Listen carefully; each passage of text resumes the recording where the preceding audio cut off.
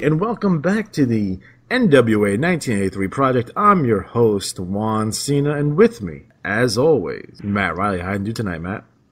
I'm fighting the cold, man. Fighting the cold. Yeah. Got some boogies in your nose? Oh, totally. Slugs ahoy. That's gross. So today's episode is our first ever nationwide closed-circuit event. It is Starrcade 83, a reimagined Starrcade 83 for a little fantasy world here. So I want to quickly go over the card here, because I think it's amazing. It's probably overbooked, to be honest. It's kind of hot shot, but whatever. So we have Bret Hart, the NWA Junior Heavyweight Champion, taking on the Dynamite Kid. We have Mike Rotunda taking on Jake Roberts. We have Bruiser Brody, Stan Hansen, Antonio Inoki taking on the Great Kabuki, Kamala, Giant Baba. Handsome Jimmy Valiant taking on the Masked Assassin, Superstar Billy Graham versus Barry Windham, Kevin Sullivan versus Walter McDaniel, Carlos Colon versus Abdullah the Butcher, the Freebirds, the NWA World Tag Team Champions, taking on the Briscoes, Dusty Rhodes versus Ivan Koloff, Roddy Piper taking on Greg Valentine, Ricky Steamboat, the NWA Television Champion, taking on Butch Reed, and in the main event, Ric Flair taking on NWA World Champion Harley Race. So Starrcade. Everyone loves Starrcade. We just had a Starrcade. We did. Yeah. Now, I think the overall influence of Starrcade is evident in any kind of big wrestling show that happened post Starrcade 83.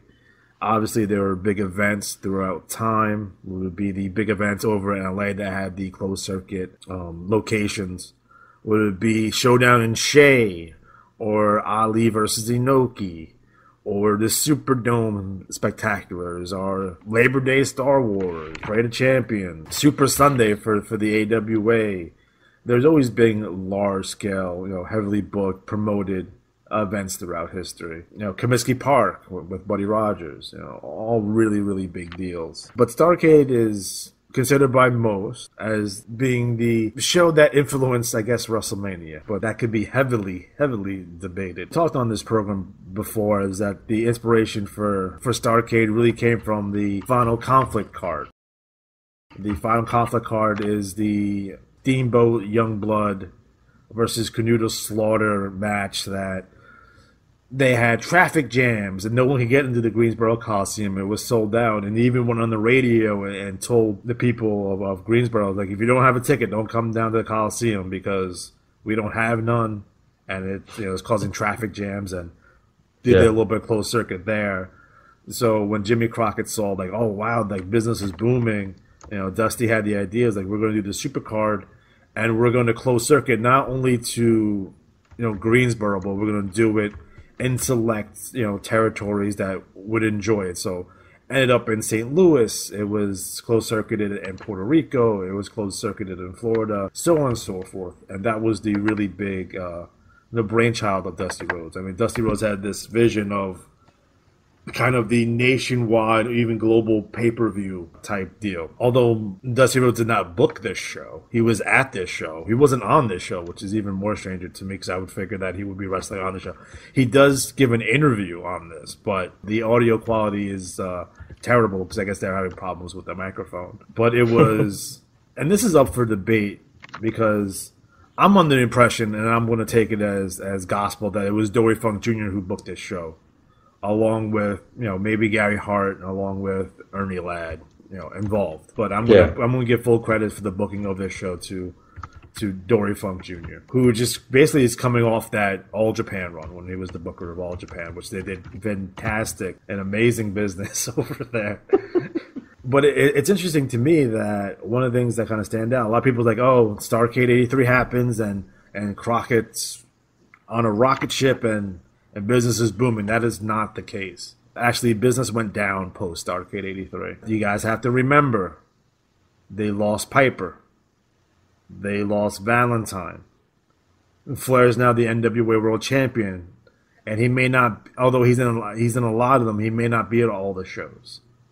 Because he's the touring NWA Champion. So, business went down. And I love Dick Slater to death, but you can't replace Greg Valentine and Roddy Piper in 1983 with Dick Slater as United States Champion. Oh, Dick Slater. There's no J.J. Dillon. There's no Horseman. They bring in Tully halfway through the year. And originally he's managed by Paul Jones. A lot of people don't know that. Most people think he was managed by J.J. right away, but that's not the case at all. And, they're just, it's standard fare. It's, who they have. Steamboat retires in the middle of that year, too, but comes back. But he doesn't like Dusty's booking, so he ends up leaving for the WWF. Not soon after this. So they're losing guys left and right. So business is down. Dory's has the book, and it wasn't until I think we marked down the date as June 30th of 1984 is when Dusty takes over the book. So that's a long period of time. Yeah. And don't forget this, that Crockett does not get TBS until WrestleMania. Like WWF does the big push for WrestleMania, and they're still on TBS with their WWF World Championship Wrestling. Yeah. And it's after that, in that time frame, is when Vince sells it to Crockett. Crockett explodes on TBS.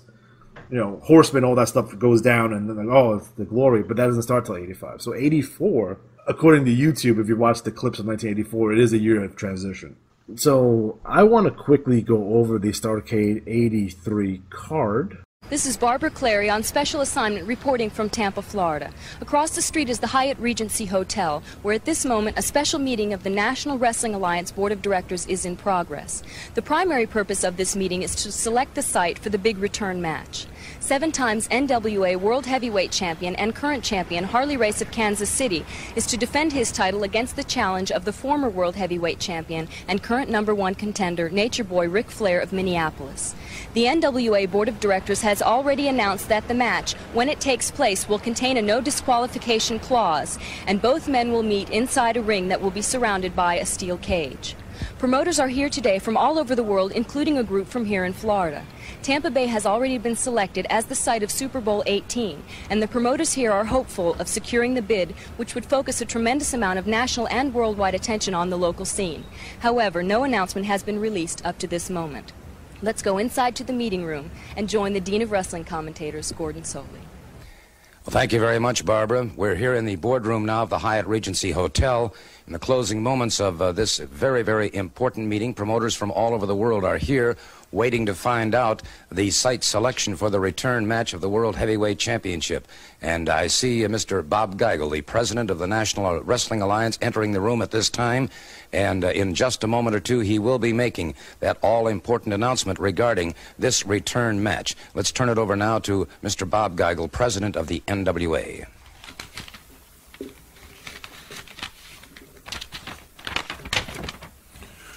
Pursuant to the bylaws of the National Wrestling Alliance and in compliance with recommendations of the Site Selection Committee, we, the Board of Directors, are proud to award to James Crockett and Mid-Atlantic Promotions, Inc., the NWA World Championship rematch between seven-time world champion Harley Race and the #1 challenger and former world champion Ric Flair. Special vote of thanks to all the other promoters from all over the world who bid for the match. The unique qualities of Mr. Crockett's bid made his organization the unanimous choice of the board. Congratulations, Jim Crockett.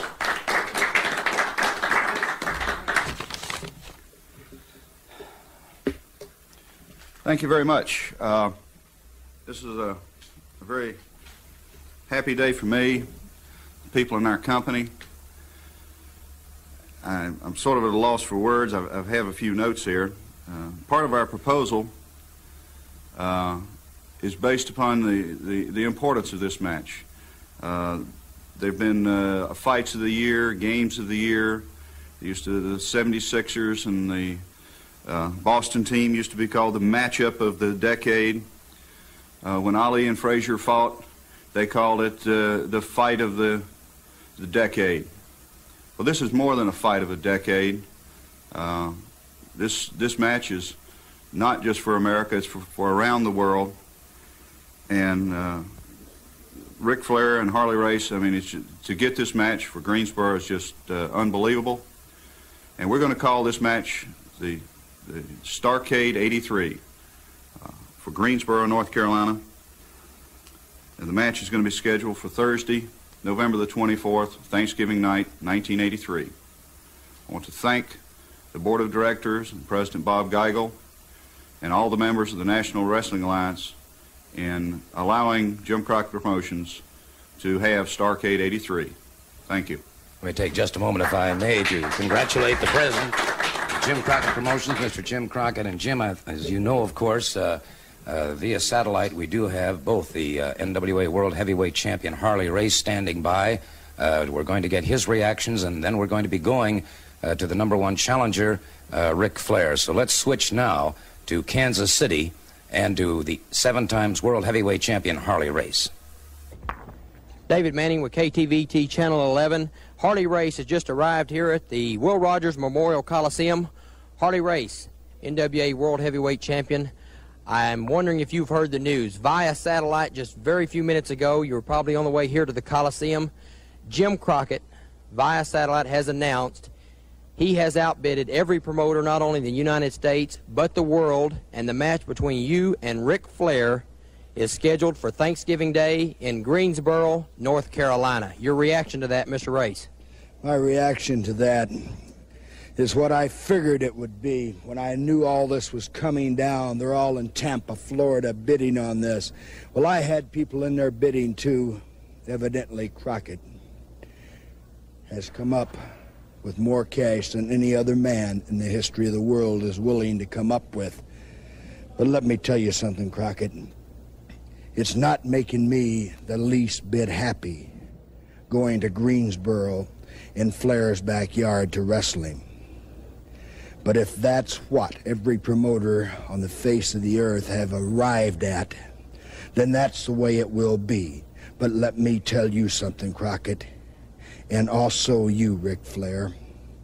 Crockett, you just arranged a match to eliminate Ric Flair from wrestling. You have put up the money to eliminate a kid from wrestling. And Flair, let me tell you this. I promised you that I would not wrestle you in North Carolina or anywhere else in the Southeast. Well, you've pulled your strings, you've manipulated your people, and you've done it very well. Bob Orton Jr. and Dick Slater did a job very well. But what they did is not one thing compared to what I am going to do to you. You've done what had to be done, I guess, as far as you're concerned. You've got it exactly the way you want it. You forgot one thing, and the most important thing of it all. I am still world's heavyweight champion. I have been there 7 times around, and I'm not going to let you or any other human being disturb that. There you have it, ladies and gentlemen. World champion Harley Race to face Ric Flair Thanksgiving Day in Greensboro, North Carolina. Certainly some most interesting comments from 7 times world heavyweight champion Harley Race. Let's go now to Charlotte, North Carolina, and to the home of the challenger, Ric Flair, for his comments. We're at the home of Ric Flair, where we've just seen the news that Jim Crockett Promotions has received the bid for the World's Championship match between Harley Race and Ric Flair. Rick, it has to be a tremendous moment in your life. Oh, Tony, to call it a tremendous moment is putting it very, very lightly. I never dreamed that Jim Crockett Promotions would be able to bring this match back into the Southeast, much less Greensboro, North Carolina, which might as well be my home. You know, Jim Crockett is calling this event Starrcade 83, and I think that's fantastic. But over the years, a lot of the fans have said that I have a flair for buying nice clothes and a flair for buying fancy cars and a flair for wearing nice jewelry. And, you know, it dawns on me that something this fantastic and this magnificent in my life, I think that I'm going to call my quest for the World Heavyweight Championship a flair for the gold. And so a flair for the gold. Mr. Crockett, I find that a very interesting comment from Ric Flair. Well, not from Ric Flair. That is Ric Flair. I would like to make a few more comments, if I could, about this match, Gordon. 2 years from now will be the 50th anniversary of the forming of Jim Crockett Promotions. My father started promoting wrestling 48 years ago in the back room of a restaurant in Charlotte, North Carolina. His dream was to bring the best wrestlers in the world to the Carolinas and give the people the matchups they wanted to see. My father died 10 years ago. He never saw Ric Flair. I think he would have thought Ric Flair was one of the greatest wrestlers of all time. He will have the opportunity on Thanksgiving night to prove it. Only 3 men have ever regained the title a second time. It is a great deal of pride that my 2 brothers, my sister, and I were able to put together this proposal that the NWA accepted, and that we can have the match that's bigger than the century, but as we call it, Starrcade 83. And again, I would like to thank you, to the fans who have supported the wrestling in the Carolinas and Jim Crockett Promotions. It is for you that we have done this. Thank you. There you have it, the comments from Jim Crockett himself, the gentleman who has successfully bid and has received the site selection for the return match between 7 times world heavyweight champion Harley Race and the #1 challenger and former champion Ric Flair to take place in Greensboro, November 24th. And I might just point out that promoters and gentlemen from all over the world have been bidding on this. Eddie Graham in attendance here today, people representing Japan, Mexico, London, and all parts of the United States. Certainly a most auspicious occasion. It's too bad that we here in Tampa couldn't have garnered it along with the Super Bowl 84, but certainly the uniqueness of the proposal offered by Mr. Crockett, as you heard President Bob Geigel say, made him the unanimous selection. Our congratulations to all of you in the Greensboro area. You've got a great event upcoming on November 24th. This is Gordon Soley on special assignment in Tampa. And see what that looks like overall. One of the most difficult things is that I couldn't find much in terms of television leading up to this event, anywhere. On YouTube, my own private collection, anywhere. So I don't really have a good grasp of what was happening at the time. You know, obviously everyone knows about Race and Flair. Everyone gets that feud, right? I think most people understand that, right? I didn't think that there was anything on the face of the earth that would ever push me to do what I'm going to do right now. But Flair, you have pushed me as far as you're going to push. Right here is $25,000. And it goes to any human being that can eliminate Ric Flair from wrestling. Take a look at it. Paul Jones, you and your whole entourage of people. Dick Slater. Kabuki. The names, the list, it goes on and on. Any human being that can eliminate Ric Flair for me has got $25,000 cash. I'll give it to any living human being. Jack Briscoe, you are world's champion. You took the belt from me.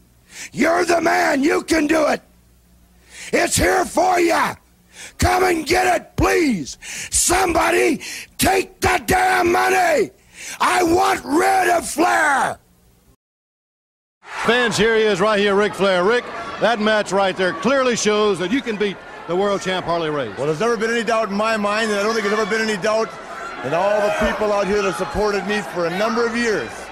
Now, ladies and gentlemen, I've worked hard to get where I am in what I consider the greatest sport in the world today, professional wrestling. And Harley Race, or nobody else, is going to get a quick 1, 2, 3 on me and walk away with their World Heavyweight Championship without having to come back until I win that title again. Now, right here, you see me beat Harley Race with the figure 4. I've spent years, especially the last 6 months, working real hard on that hold. I've got it down to the finest science that I think anybody can use in a wrestling hold alive today. Harley Race, I beat you with the figure 4, and I'm going to beat you again with the figure 4, and when I do, I'm going to take that World Heavyweight Championship back home, woo, to my side of the world. You see, these people here aren't accustomed to seeing a guy like you walk in here and insult us and then walk out again with the World Heavyweight Championship.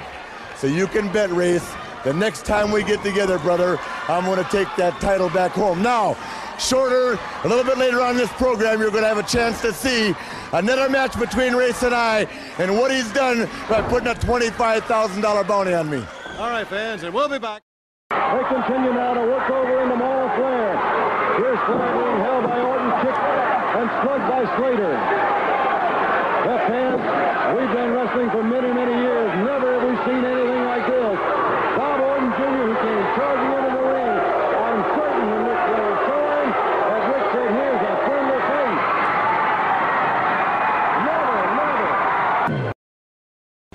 All right, fans, and right here you see several wrestlers and some of the people at ringside here loading Ric Flair onto a stretcher. Roddy Piper's in the ring, Wahoo McDaniel's in the ring, as Ric Flair now is being carried out of the ring on this stretcher after being attacked right here by Dick Slater, by Bob Orton Jr., and of course by Harley Race. And this is a replay, fans, of what happened just a few moments ago at the end of that match when Flair was attacked and he had to be carried out of the ring and out of the arena on that stretcher. And there you see Bob Orton. That's Bob Orton Jr. That is the worst thing I've ever seen in wrestling today. Harley Race, I can't believe he did it. I don't care what you think, Crockett. I have never seen anything like this. I don't care what you think, Crockett. It's done. Bob Orton, you will never, ever wrestle in Mid-Atlantic Wrestling again.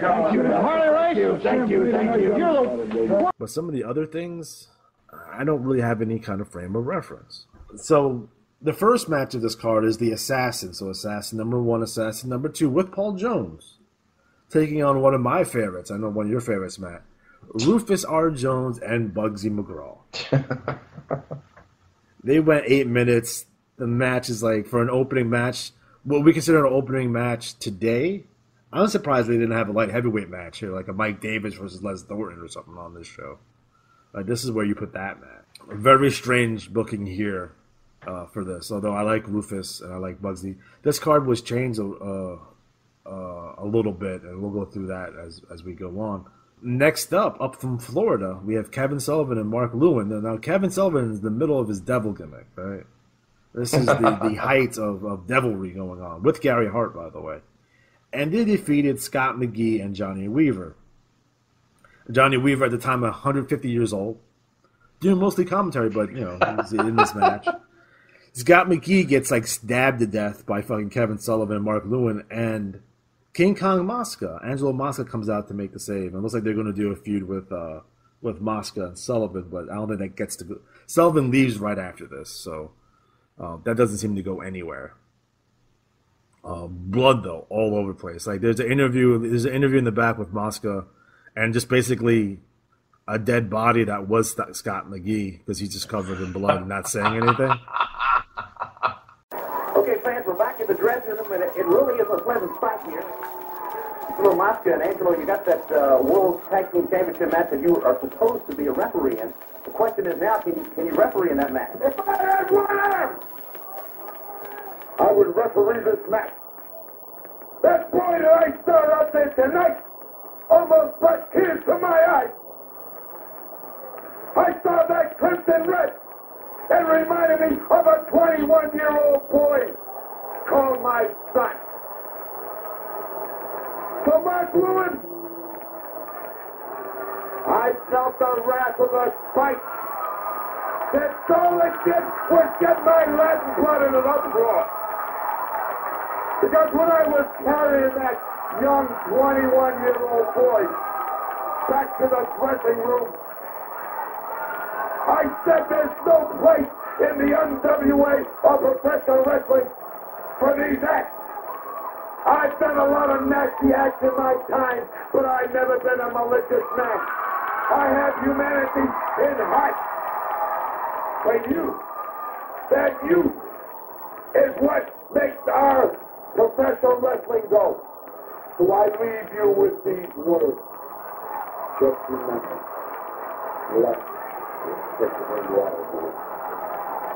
Well, you heard it from Angelo Mosca, and he is very upset. You can see Scott McGee is not in good shape at all right now. And Angelo, one quick question before we go to Barbara Flair. The World Championship match between Ric Flair and Harley Race. I know you're upset. Some thoughts about that one. I have worked out with Ric Flair many, many times. I have never seen a man that's more ready. He has the attitude and the aptitude to be world champion. I know Harley Race is a tough individual, but I know, and I think in my own heart, that Ric Flair will prevail. Let's go to Barbara Flair in the Greensboro Coliseum. So that's the promo. That match went 6 minutes 43 seconds. Up from Puerto Rico, we have Abdul the Butcher, who defeated Carlos Colon in a singles match.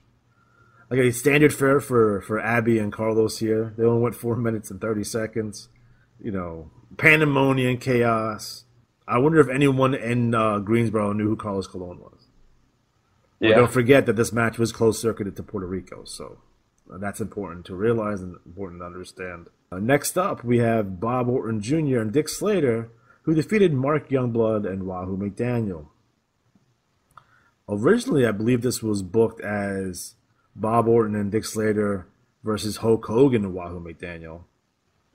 But Hulk Hogan didn't end up appearing on this show. Now, he was double booked in Japan.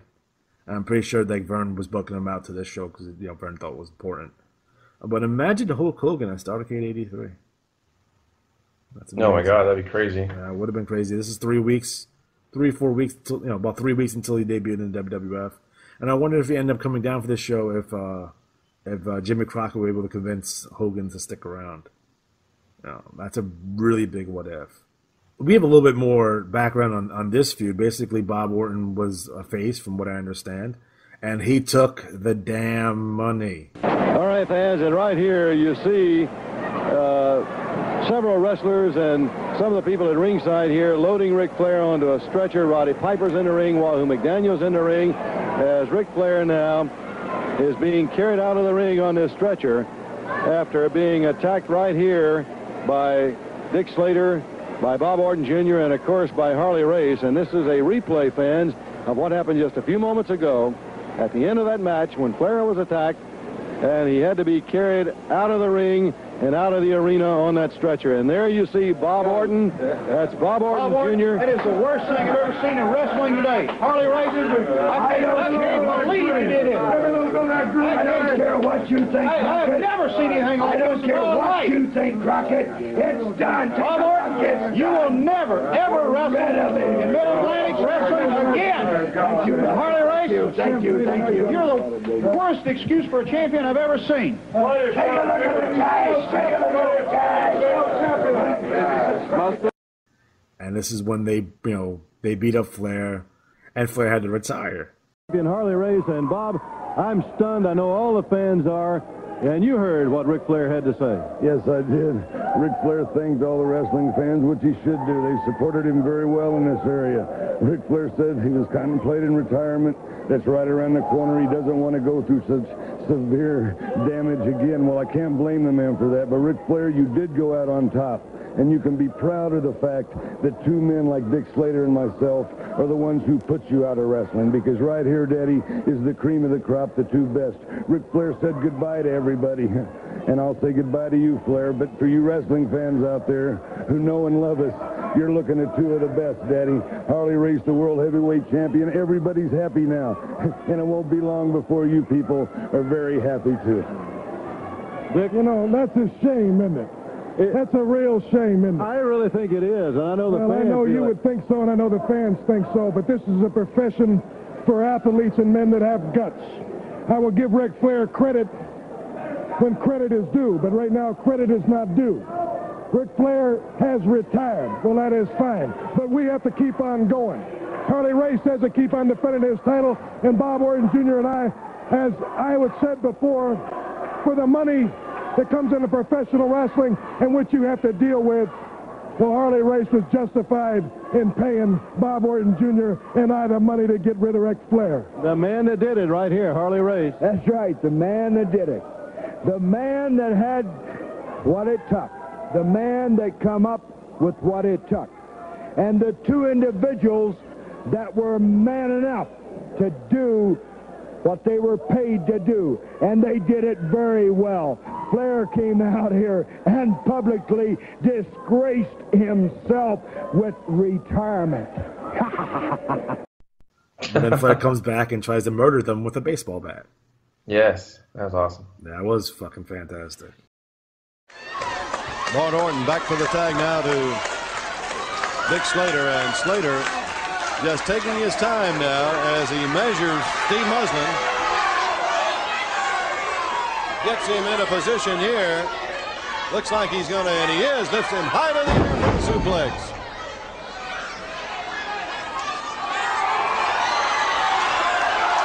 And this might be it right here for Steve Muslin. And fans, let's get the fans as into the ring and into the arena. Here is Ric Flair with a baseball bat. I've never seen anything like this. Flair charging in. The referee says no contest. He's disqualified him. Ric Flair with a baseball bat came out to Slater and Orton. It's wild as Slater and Orton are trying to get out, and Flair right after him with a baseball bat. Ric Flair with a neck brace on came charging into the arena with a baseball bat. He went at Slater. He also went at Orton. And here's Flair again with that bat. As Slater had a chair up trying to protect himself.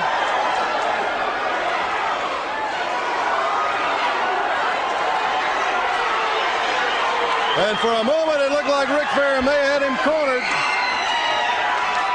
But Slater managed to get a chair up.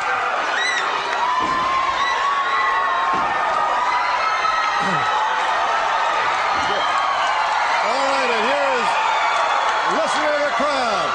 Well, Ric Flair right here. Neck brace and all with that bat. A hell of a lot more than a neck brace. Now let's get it straight. You know, I've been wrestling for 10 years. And I've done it all. And I've paid all the dues I'm going to pay. And if you think for 1 minute that you guys are going to walk around telling the world Ric Flair is done! You're out of your mind!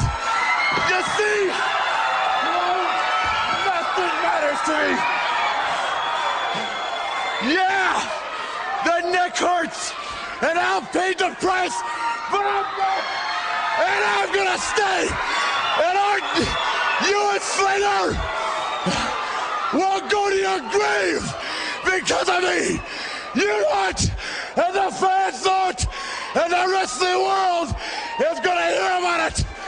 This is mine! My partner now! You want 2 against 1! Well, I got a partner! And Bob Cottle, light him up!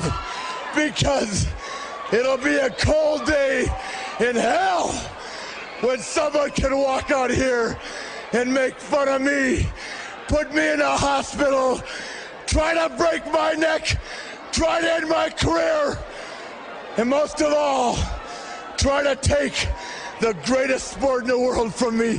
It's mine!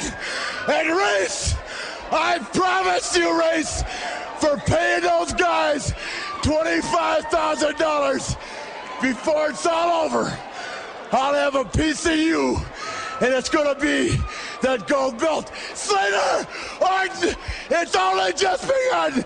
Now you gotta face Ric Flair one more time. Ric Flair fans. Tell us, Bob Carter. Yes, sirree, Ric Flair. And I tell you, there was no doubt Bob Orton and Dick Slater knew exactly what Ric Flair had in mind when he came out with that bet. Next up, we had Charlie Brown, which everyone should know. If you're listening to this show, you should know that it is Jimmy Valiant under the mask, Charlie Brown from out of town. Defeated the Great Kabuki with Gary Hart. And this is for the NWA Television Championship. This was a title versus match.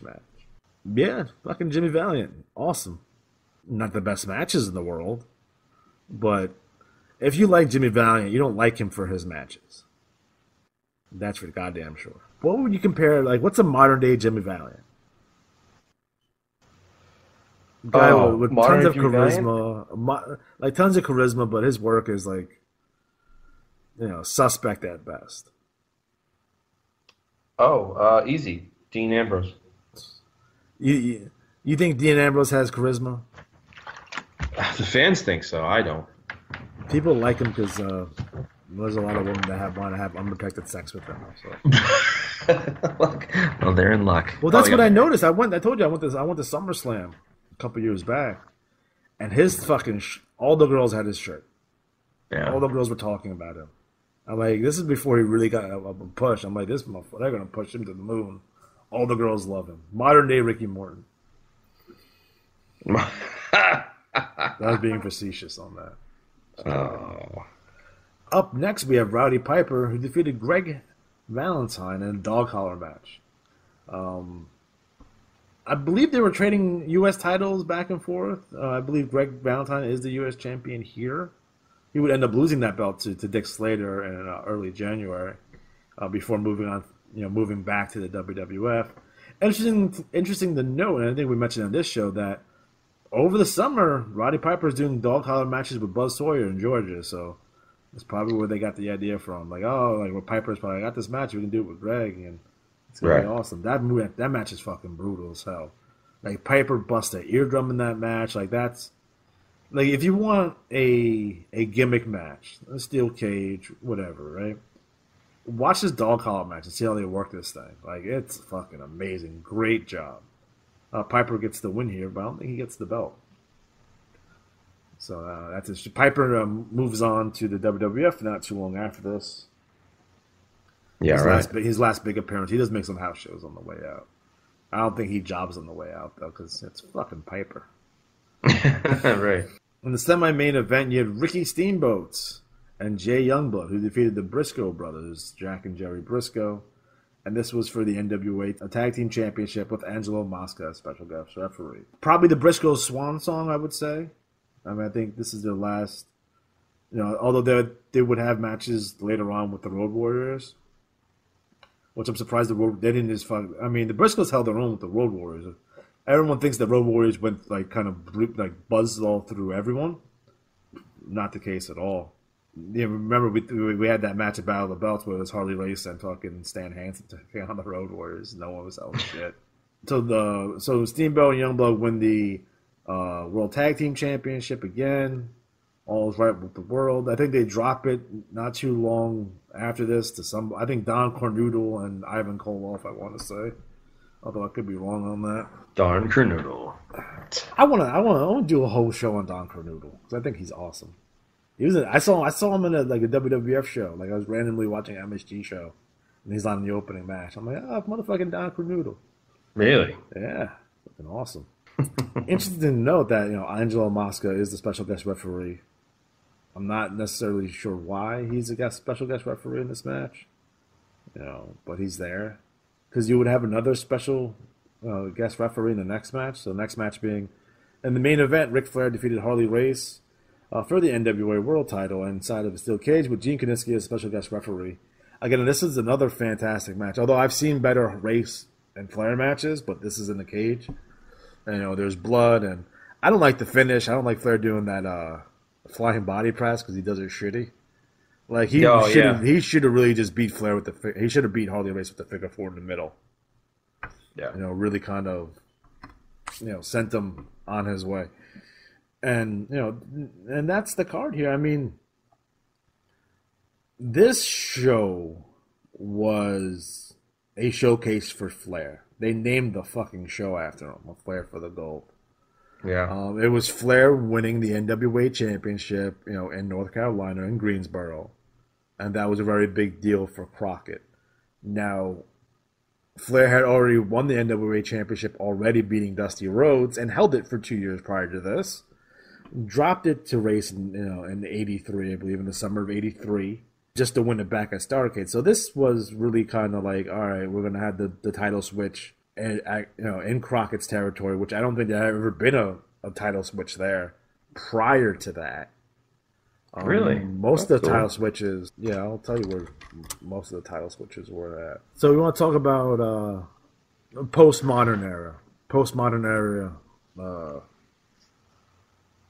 after Buddy Rogers, right? So we had Lou Thesz, who won it in Toronto, Gene Kiniski, who won it in St. Louis, Dory Funk won it in Tampa, Harley Race won it in Kansas City, Jack Briscoe won it in Houston, Terry Funk won it in Miami, Harley Race won it in Toronto, Dusty Rhodes won it in Tampa, Race won it in Orlando, Tommy Rich won it in Georgia, Harley won it in Georgia, Dusty won it in Georgia, Flair won it in Kansas City, Race won it in St. Louis, and Flair wins it here November 24th, 1983 in Greensboro. So that is their first switch of the NWA World Title in Greensboro, in North Carolina, or in Crockett's territory whatsoever.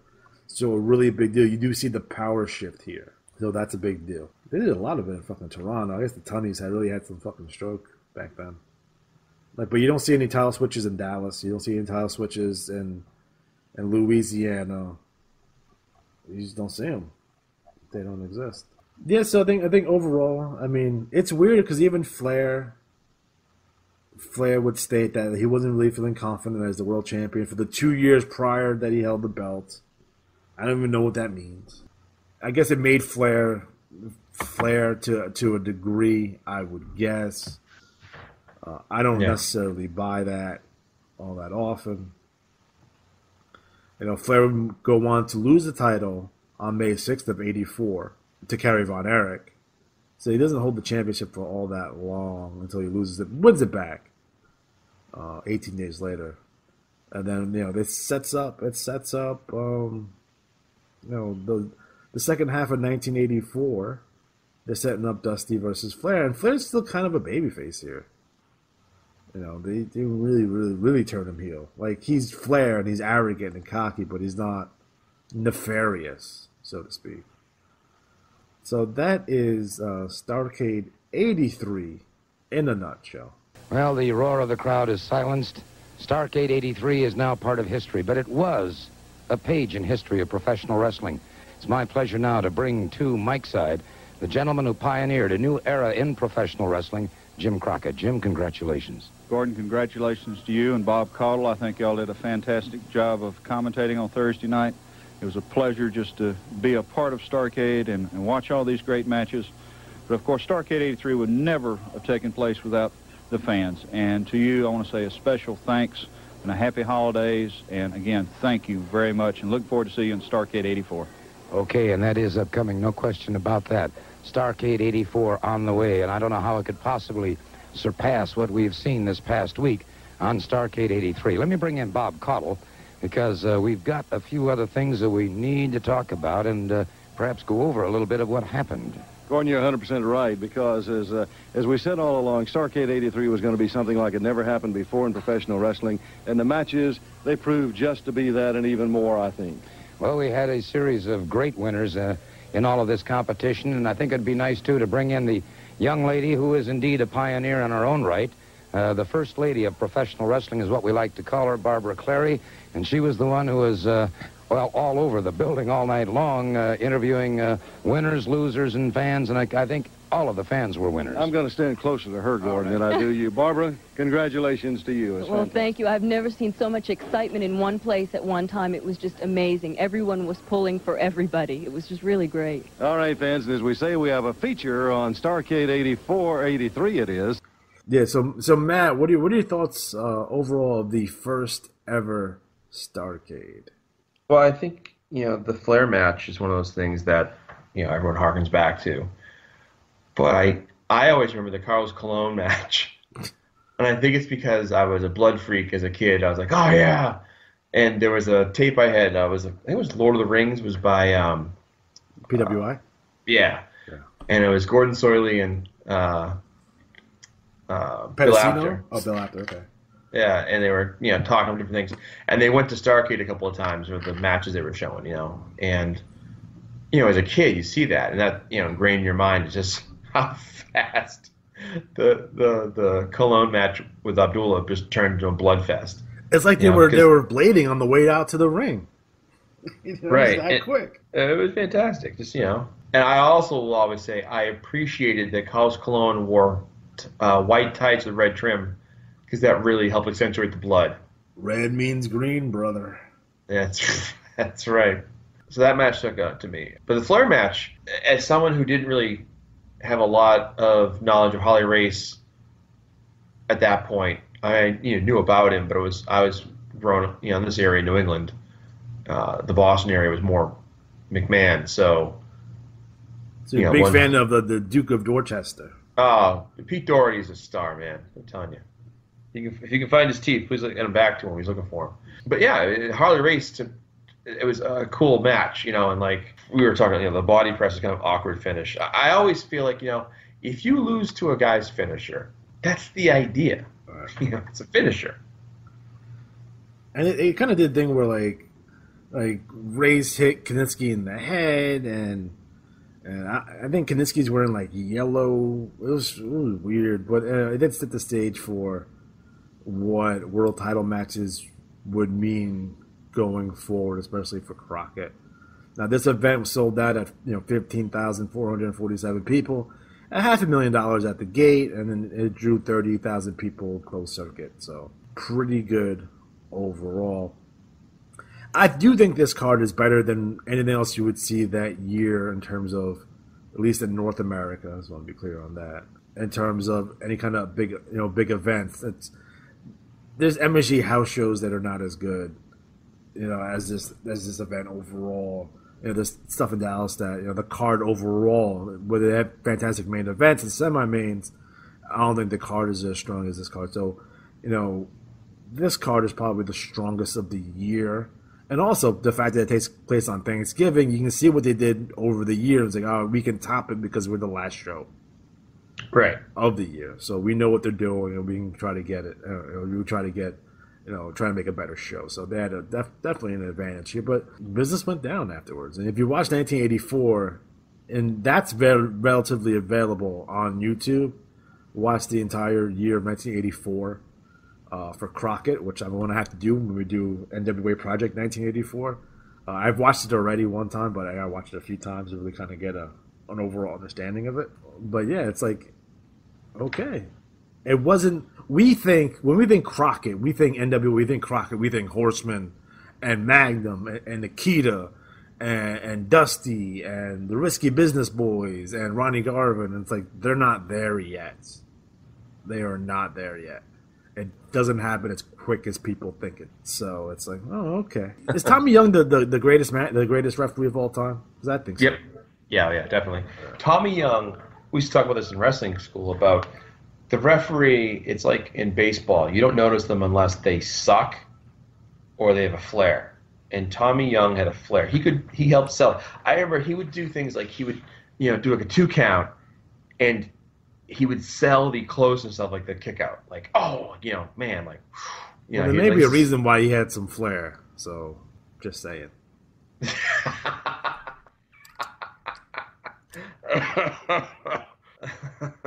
But not even by a little bit, by far, the best referee in the history of wrestling.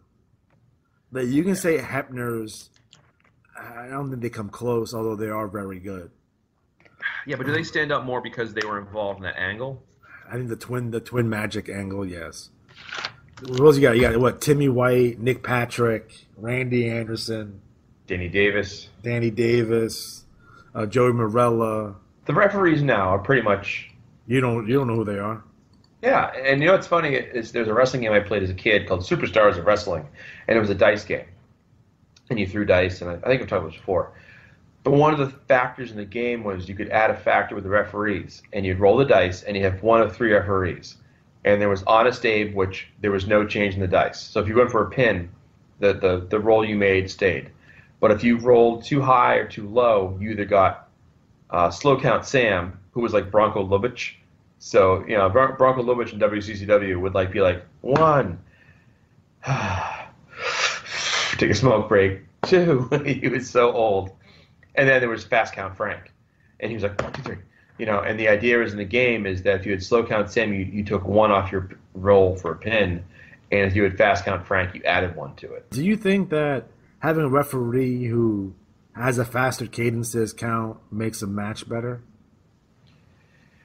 Well, I think this goes back to the point about knowing who the referees are. Like, if we understood, this referee, he's known for his fast count. They never, in the NFL, right?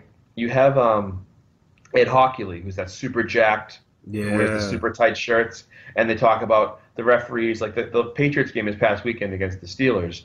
That refereeing crew is known to have called the most penalties through the season. So we were going in, it was this is going to be a penalty-filled game, lots of holds, pass interference. The Pats had 2 calls against them. For penalties. There was that 1 call against the guy that didn't catch the ball, but because they were cheating. That's why. That's right. Oh, I will tell you. Side note: if you want a good video after you listen to the Tubecast here, check out some videos of Steeler fans watching that game. Oh, man. Losing their minds. But I shouldn't really talk. I lose my mind too watching that game. But let me ask you a question. We have this 205 thing now, and the wrestling style has evolved to quote unquote flippy style, right? Yeah. High flyers, right? Mm-hmm. Do you think that if they had referees, because you kind of want to explain why the matches are so fast paced, why the selling is not maybe as long, and we talked about it before. I was like I think all 205 matches should have 10-minute time limits with a countdown, and this is why they have to go fast. But if you add even add a referee that has a fast count, 1, 2, kind of, if you're gonna do it, if you're gonna do that style, then do that style and add the referee with the super fast count. So they have to kick out they have to kick out super fast. You kind of have to explain it. Well, why it is, and that's why it's different. That's why a 205 live match would be different than an AJ Styles versus Seth Rollins match. Right, and I do think. Remember a couple of times the Miz did it, where he a beat the clock challenge. You had to bend somebody in so much time, and that's a staple of wrestling. They've done it with the Tully Blanchard used to do that shit too. You beat me in 10 minutes, I give you $10,000. You know what I mean? That's been a staple of wrestling forever. Kurt Angle had something similar to that. They used to do that for title matches. I think that was a TNA thing, or even maybe a WWE thing, where the person who wins their match in the least amount of time will get the title match. They've done something like that before. They should probably bring elements of that back to 205 just to give it a different look than what normal wrestling matches would be. Because Seth Rollins and AJ Styles can do all the moves from 205 and probably do it better. So why do you have these guys? Right. They don't make them special. Like, it'd be different if it was 1990 and it's Hogan and Warrior on top, and you have these guys fucking flying around. Yeah. But there's not enough difference there. Well, did you watch SmackDown Live this week? No, I was too busy taking a shit. You know, it's funny. I get these questions just to get that answer. Well, I did, and the main event was Owen, Sammy, and Jinder versus AJ, Nakamura, and Randy Orton with hair. Don't mind that main event. They're still in a house. That's good. 6-man. Yeah, that's fine. But one thing is, it looked almost like a wrestling chart of like wrestling through the years, because you had like, you know, Sammy more from like the 80s, and Owens from the 80s. Then you had AJ from the 90s, Orton from like, you know, the 2000s, and Orton from 1952 with his fucking headlocks. Right, but the hair is throwing me off for him. You know he got hair transplants, right? Did he? Yeah. Orton? So, Orton and Cena both got hair transplants. Or implants. Really? Yeah. A fun story. I worked with a guy for a while who had the hair thing done. Yeah. Now, I don't know if it's a procedure they had done, but they basically cut your scalp, peel it up, and like move your hair things around, the follicles, and then stitch it back down. He was out of work for like almost 2 weeks, and he had to wear a hat for like a 3-month period because he had this scar line. And I guess it's not even permanent. Like, he has to do it another 20 years or 10 years, something like that. I'm like, yeah, dude, just shave your head. Of course, I say this as a guy with like a thick, full head of hair at 45, and it's just I'm like, losing mine right now. It's coming. Are you? Yeah. Yeah, I'll tell you, man, I break the thing. Like, I have the same hair as my dad, as his dad, this thick, full head of hair. And it's like, you know, it's gray as hell, but, man, I can't do like the... I always like, if you have thick hair, you want thin hair. If you have thin hair, you want thick hair. You know, it's just like, whatever. My hairstyle. I want to get a Sasha Banks fucking wig, and I want to get that weave. I want to get that hair. I could never grow like long hair because my hair would never grow down; it would grow up. Oh yeah, see, I just have there's a picture of me. I'm gonna put it online at some point. Of a massive mullet when I was a kid. So I wanted shoulder length hair, like. You know, this is the 80s. Everyone had those, except for me, because my hair would just grow up. And it wouldn't fall down. So I look like, you know, Kid from Kid and Play. Nice. Well, he made it popular to have hair like that, so there you go. He did. I wanted dreads, too, but I couldn't pull that off. And cornrows. I also couldn't pull that off. Little predator look? Yeah, man. I dyed my hair blonde once. I was, you know, when I graduated high school, I had blonde hair. There you go. Yeah. But it was, you know, it was long on top, but it was shaved on the sides. A quick, it's just so you know, my TV is the. We were talking about Randy Orton. Randy Orton, star of The Condemned 2, 2015 hit with Eric Roberts, is currently playing on Sci-Fi. So if you're up at 2 in the morning like we are, it's good to know there's quality programming out there. I enjoy Eric Roberts. I always like he's a good bad guy. He's a good villain. Oh yeah, he was great in Dark Knight. Yeah, that was like probably his best role. Wasn't he in Best of the Best too? I try to forget that part though. Jesus Christ. Oh man. So, anyways, we're off the rails for a while, but yeah, get back to your original point. Yeah, so taking a shit in the toilet. Yeah. But before I forget, we should probably talk about some of the other. Should we plug some of our neighbors? Yeah, I mean we were getting some love. We got some love last week, which is nice to see. Our good friend Scott Bowden from the Kentucky Fried Wrestling podcast gave us a shout out over on Twitter and on his Facebook page. So guys, if you have not listened to the Kentucky Fried Wrestling podcast, do yourself a favor, stop this, press pause. Or just fucking X out, because I don't even know why you're listening to me if you haven't listened to me. Fucking just X out of the fucking thing, right? And go to KFRpod.com and listen to that show. Now Scott was a former manager over in the USWA, and he is a love and affection of Memphis wrestling to the likes of no normal human should probably have. He makes me like Memphis more. Nice. So he has great insights, great stories, and and great histrionics on it. What's overall? So go check out that show. We also got a shout out from the Blade Job show. They do a podcast. They're out by you over in the Boston area, Matt. And really? I actually took some time out to listen to an episode or two. I actually want to go through their entire library and listen to them all. Really cool dudes. So definitely give them a support. They're at the bladejob.com. So give them some support and check out their show. Wonderful. There it is. There it is. There it is. Plug. Did we mention that our good friend John Campbell got his Ring of Honor tryout? He did. Yeah, that was kind of cool. Yeah. So hopefully he did well, and maybe we'll see him next year at Ring of Honor. They need a couple of big guys because they lost the War Machine. They lost War Machines. Yeah, they're going to WWE along with our good friend Ricochet, friend of the show, by the way, folks. So we'll see Ricochet and War Machine over at NXT probably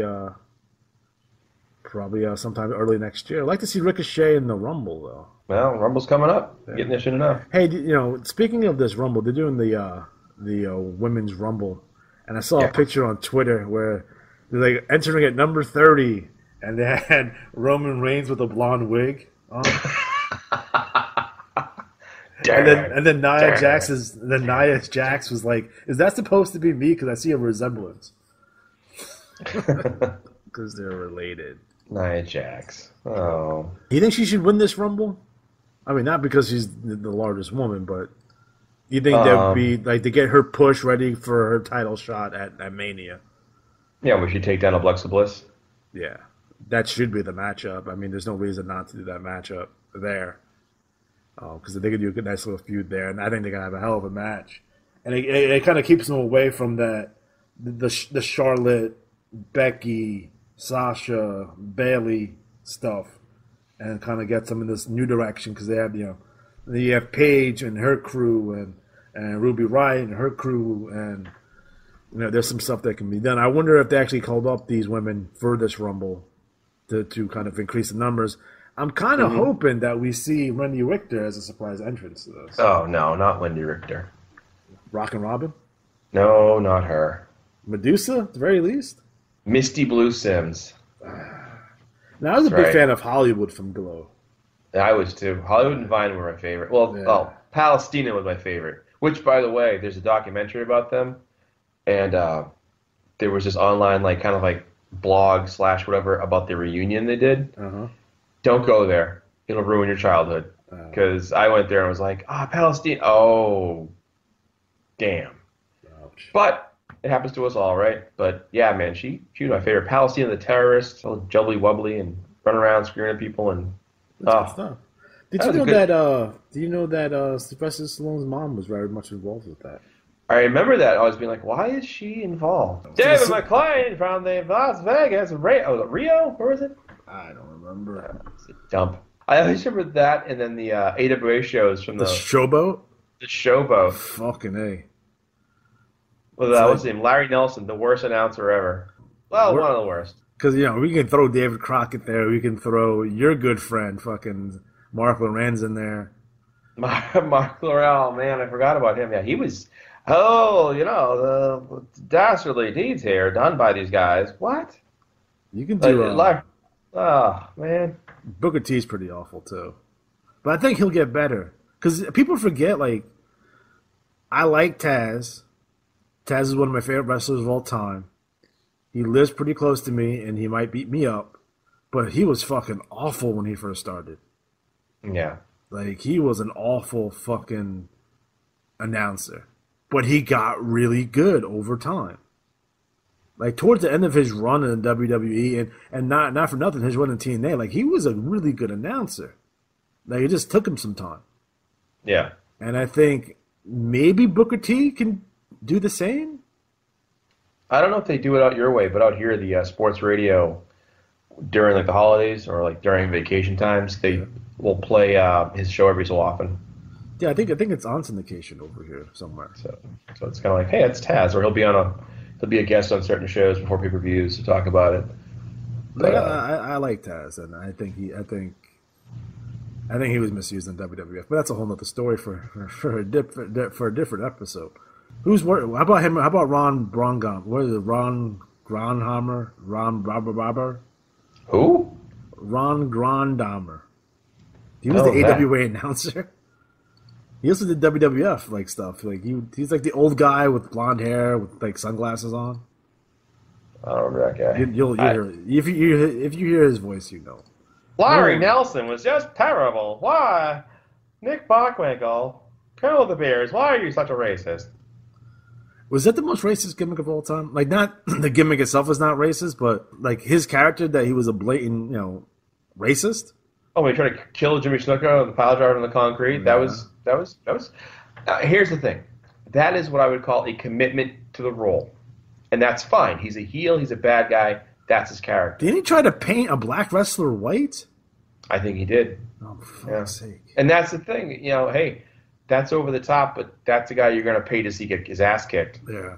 Right? Like if someone was like, you know what? I can bring anybody in. I'm bringing in The Rock to kick your ass. Because The Rock's got nothing to do. Yeah. If they were like, oh, I'm bringing in like Butch Reed. And oh, shit.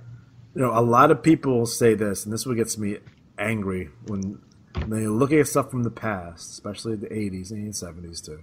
And they say, oh, they can't do that today. But I'm looking at this, I was like, they can totally do that today. Yeah. But they couldn't do that today. They couldn't do Colonel De Beers today. They could totally do that gimmick. Because the problem you have is, and here's the real problem. It's not the problem that you defend people. It's the problem you have people that would support them. And someone says, or that wrestler, the liberal progressive Dan Richards, like he goes to certain towns, he's a good guy. Other towns, he's the bad guy. So imagine Fritz coming out and they're fucking cheering him when he's a Nazi. Right. Eventually, they did cheer him. Yeah, they kind of they same thing with Baron von Raschke. They toned that shit fucking way the fuck down. Yeah, but there were also guys who were. But the other guys were like, yeah, man, stay true to your heart, man. You know what I'm saying? What was that when Jim Neidhart came out underneath the KKK? He's gay? Oh, it's possible. But remember when he came out when he's wearing the Klan robes and he's beating up Virgil? Oh my God, yeah. Like that, you probably can't do today. But most of this other shit you can probably still do. But you can't do that. See, I think here's the thing: if wrestling really wanted to be like, I always laugh at their Be a Star program because it's like you have essentially John Cena acting like a bully half the time. Yeah. So really, come on, use your storylines to help perpetuate those stories you want to tell and change and show. Okay, fine, we're gonna have a bad guy who comes in and goes like I'm gonna put together a $1 million tournament. Like, oh really? I'm gonna pick the best wrestlers and whoever wins this, I'll give a contract for $1 million to become my personal wrestler. And all the wrestlers are like, holy shit, that's a lot of money. I'll do it. So he goes around the locker room and says, like, I'd like you to be my tournament. And it goes to, like, Dolph Ziggler, right? Dolph Ziggler says, sure, man, I'll do it. He goes to Baron Corbin. All right, yeah, I'll enter your tournament. He goes to Kofi Kingston. No. What? He skips over the guys who are obviously not white. Mm-hmm. And it becomes very obvious. And then you have them say, no, I just went to the best wrestlers. And you have that angle play out. But the thing is, you don't shy away from it. Like I've always said, embrace whatever you're doing. Embrace it. Well, you look at it that way, it makes sense. So wrestling is weird, though. I'll tell you why the wrestling is weird, because this is where wrestling gets in trouble, is because unlike any other form of entertainment, when people portray heels in wrestling, people that know that wrestling is a scripted performance still think that person's actually a heel. It's the strangest thing, because you can play a villain in a movie and people know you're playing a villain. Right. But you play a villain in wrestling, people don't see it that way. We're not there yet. Where they're still not separating the man from the character they watch on TV. And it's very strange. I don't understand why it's still that way. Some of it has to do with the wrestlers themselves. Some of it has to do with the industry at large, and some of it has to do with the fans. But Yeah. for some reason, they still think that Sergeant Slaughter turned his back on America. Not that, Bob Slaughter was playing a part. Right. Well, I'll tell you something. It's so weird that they still do that. Clash of Champions was here in Boston last weekend, and the local radio guys in the morning, Toucher and Rich, had Baron Corbin on Friday morning. Yeah. I went to see Star Wars, so I was up early, and he was on at 8 o'clock hour. And he was talking about going through the airports and how his thing is that he's like, I play a bad guy. He's like, but like I don't like people. He's like, I'm antisocial. I'm an introvert. And he was basically saying at the airport, he's like, if it's 4 a.m, I don't want to sign you 3 action figures at 4 a.m. I just want to get out of there. And it was like, that's true. He's like, I go home when I'm off. I go home, I hang out with my wife, and blah blah. But it really was, a thing where he's more committed in a sense of like, he's like, it's more of who I am. He's like, I'm not, is gushy and all this stuff to the fans. I mean, that's fine. I always feel like one of the things they miss the boat in wrestling is the wrestler evolving. In that, well, now you're cheering for, let's say, Dolph Ziggler or Bobby Roode. Mm-hmm. Have they changed anything about their personality? Nope, just who they're fighting. Well, they're still a bad person then. Like they're not growing. They're changing. Like, for example, you see sometimes in the really well done angles where the heel will have a steel chair. I think Piper did this one point, and he could beat somebody with it, but instead he throws it aside to beat him clean. It was the bell. It was WrestleMania 8, and his opponent was Bret Hart. Thank you. So I knew it was Piper. I just remember what he was doing with it. But that's the thing. It shows the evolution of the character. Steve Austin passing out to the sharpshooter made him endear to the fans. But did he change who he was, really? No. He was always just, a loudmouth a-hole. Like, Flair was always Flair, regardless of what, heel face. Piper was always Piper.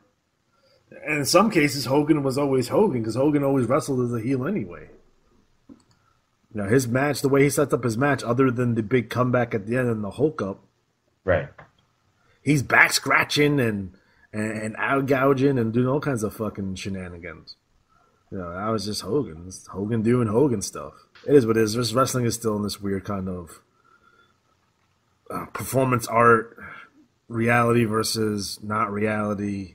Well, I'll give you something. There's lines people don't cross. So, for example, in the game, there's a character who takes a knee, right? Yeah. And really plays up that social justice warrior aspect. Yeah. To the point of like insulting veterans as being lazy because they came back and didn't decide to save the Americans on continental U.S. who are being, wronged, right? That's an over-the-top angle, pushing it really hard, right? But a lot of wrestlers, they don't go that extra mile. They kind of go, and I think that extra mile is what sets people apart. People remember when Slaughter turned heel. Like, going for Iraq during that time period was a bold decision. So bold, in fact, we still talk about it today. Yeah. If he had just gone the aspect of, if it would have been the Iron Sheik, or if it would have been Shawn Michaels who did it, it wouldn't have fucking mattered. But it was Sergeant Slaughter. It was fucking G.I. Joe. And that was if it was Tugboat like it was supposed to be, Sheik Tugboat. Which is weird. I don't think they had Sheiks in Iraq, but that's a whole nother fucking story. Listen, our racism is not going to be deterred by your facts and figures. But General Agnon, Al-Casey, was legitimately childhood friends with Saddam Hussein. Wow. Like, that's real. Like, he has pictures with him. Wow. Before shit went fucking sideways. And before Adnan came to America and started playing Billy White Wolf, a Native American character. But he's from Iraq. Billy White Wrestling. Wrestling. Are you American Indian? No. Are you Italian? Close enough. Oh, man. Just so you know, in case you're worrying, the Condemned features lots of good, Condemned 2 features lots of good fight scenes with Randy Orton. I'm lying. It looks pretty terrible. But he's like twice the size of all the other characters, so it's kind of he's funny. fucking huge. He's enormous. It's like it's what's legitimately think he's fighting this guy, and he's like, oh. Now, what was Kowalski's gimmick? Like he was just like a killer. Hence Was the name Kowalski's gimmick? Yeah, he was just a maniac. Like he used to talk. One thing he used to talk about, and he used to always drive home, and I always remember this part, was that if you're playing your part, you want to be able to connect to the fan in the front row and the fan in the last row. Be able to, he can hear you, see your gestures, like go over the top. And he was very grandiose with his style. And when you're stopping someone, you want to grab the top rope and drive down on their leg. Like really use the whole, physicality of it. And I think what we have nowadays is guys that don't commit to enough. Walter obviously got a lot of notoriety for the ear incident. Yukon Eric was wrestling, his ear came off during the match. Now, if you don't know, if your ear gets cauliflowered and the tendons and whatever else hardens your ear, and I have in my left ear, I have a spot, I'm feeling it right now, that I was riding a snowmobile without a helmet because I was a stupid kid, and a branch hit my ear, and it calcified like inside my ear, it's like a 1/4 inch spot that's solid. Now, imagine that your whole ear is solid like that, and then from that point you have someone wrestling, and they mangle it, pops off, So that put him on the map as a maniac because it was like there were people there, and of course it was back in the 60s. So where was he built from? I think he was parts unknown. Was it parts unknown? I'd have to look again, but he looked like a fucking murderer. Like if I saw him in the alley between the nudie bar and the 7-Eleven, I'm scared. I'm walking away. What's funny is he was a sweetheart. He really was. He was a vegetarian too. He would sit there and he would tell you like, listen, what do you eat for dinner? I have baked potato. Okay, steak. No meat. And he goes this whole story about how you eat the meat, and he's using this awesome gesture. He's sitting there, goes down your throat and sits in your stomach, and it rots, and the chemicals get in your body, and it's bad for you. You want to eat fresh vegetables every day. And he's like, he was so into healthy eating. I wish I could take that. I wish I could eat healthier. I'm a jackass that way. Kind of like Austin Aries, who's a big vegetarian today. Yeah, and his thing was he was partially the health benefits of healthy food and also avoiding the negativity of food that's tainted or chemically altered. So he would talk about that and say, but he, what's funny is he never really talked about his matches. He would talk about but he wouldn't talk about like a match. We never asked about the ear thing. He just didn't do that. You think he felt bad about it? Like he felt? No, he just. Like fuck. He did. I think the closest he came to that was he talked about staying in character and in the moment if something went wrong. Meaning, like, okay, you're in a match and someone gets hurt. Well, we'd say, okay, if someone's hurt, grab the ref and yell at the ref and let the ref go check on them, and then work the fans. Work the crowd, and that way you're keeping the fans engaged. I always laugh because my very first matches on YouTube. People keep saying, why did you keep throwing the good guy out of the ring? That's kind of a bad guy thing where the bad guy would get, normal theatrics. The bad guy gets drop kicked out of the ring to take a breather and works the crowd outside the ring, does the whole 10 count thing, working the ref, whatever. Well, the guy I wrestled never wore a mask before, so he kept losing his breath. And I kept throwing him out of the ring so he'd catch his breath outside the ring because it looked more believable. But it was a weird turn. But if something goes wrong in a match, like for example, one thing I've always hated in wrestling is they botch the finish and they redo the exact same steps. Yeah. That looks 8 gazillion times worse. You gotta move on. Than botching the finish. And one thing I always remember too is Perry Saturn told me about, if you mess up a move, it's way better to sell the mess up than to ignore it. Because like if you were driving your car and you like hit a guardrail, you wouldn't just keep driving, hit somebody else's car. You'd like acknowledge it. Well, if you miss a move, like sell your hand or sell like your knee, like maybe like I see this all the time. Who was it wrestling last week? It was Roman Reigns wrestling someone. He was wrestling Cesaro. Had a good match, but one major flaw, and this is why he's not Wrestler of the Year in my opinion. among other reasons. Cesaro's working his arm and shoulder almost the whole entire match. He uses the pump handle Superman punch, right? Yeah. Well, he uses that with his right arm that had been worked most of the match. Okay, that's step number 1, which is wrong. Step number 2 that's wrong, he uses like a power slam type move or a press slam. Yeah. And it's like, dude, he's worked your arm. That would have been a perfect opportunity to go to press him up, then like have your arm give out and fall on top for a 2 count. You know, like use those avenues. Like if you're working my leg the whole match and I go for like a suplex and my knee buckles and you fall on top to pin me almost. You know, legit. It gives the fans more believability. I mean, everyone knows this is rigged. It's fixed goof, as Goldberg would say. But I do feel that, you know, out of the ring, some fans do take it too far. You know, they think that like the wrestlers owe them something. It's like, dude, I've seen people in public. I was at a concert and I saw Seth MacFarlane from Family Guy.